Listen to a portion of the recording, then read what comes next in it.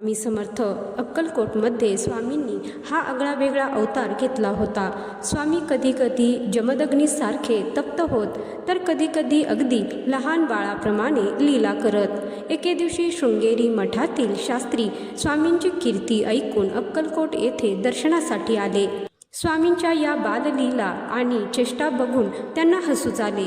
तेव्हा ते श्री बावडेकर पुराणिक यांना बोलले, अशा वेड्या माणसाजवळ तुम्ही का राहता?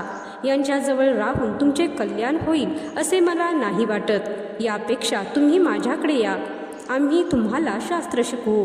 शृंगेरी मठातील शास्त्रींचे असे बोलणे ऐकताच श्री बावडेकर पुराणिक हे तयार झाले। स्वामींना अंतरसाक्षित्वाने हा प्रकार लगेच समजला। स्वामींच्या शाळेत श्री बावडेकर पुराणिक यांना घडविण्याचे काम सुरू होते। स्वामींनी एक लीला केली। त्या रात्री श्री बावडेकर बुवा झोपलेले असताना स्वामी एकाएकी त्यांच्या खोलीजवळ आले। तेव्हा श्री बावडेकरांनी लगबगीने स्वामींच्या चरणांचे दर्शन घेतले। तेव्हा स्वामींनी त्यांच्याकडे अतिशय करुणेच्या नजरेने बघितले आणि बोलले, अरे तू शास्त्र शिकण्यास केव्हा जाणार आहेस? असे पहा की या शास्त्रांनी कामादी षडरिपूंना जिंकले आहे काय? असे बोलून स्वामी एकाएकी गुप्त झाले। स्वामींची ही वाणी ऐकताच श्री बावडेकर बुवांना खूप पश्चाताप झाला। दुसऱ्या दिवशी त्यांनी दरबारात येऊन स्वामींची माफी मागितली।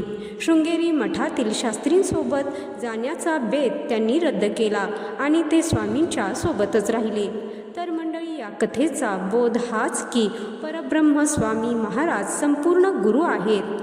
आपल्या वर्तमान गरजेनुसार ते सतत मार्गदर्शन करत असतात। मग आज आपली रोजीरोटीची समस्या असो वा उच्च आध्यात्मिक मुक्ती, स्वामी मार्गदर्शन नक्की करतात। स्वामी वेळोवेळी मार्गदर्शन करत असतात। हा अनुभव तुम्हालाही येत असेल तर कमेंटमध्ये जय श्री स्वामी समर्थ नक्की लिहा। तसेच व्हिडिओला लाईक करायला विसरू नका। व्हिडिओ शेवटपर्यंत पाहिल्याबद्दल धन्यवाद। जय श्री स्वामी समर्थ।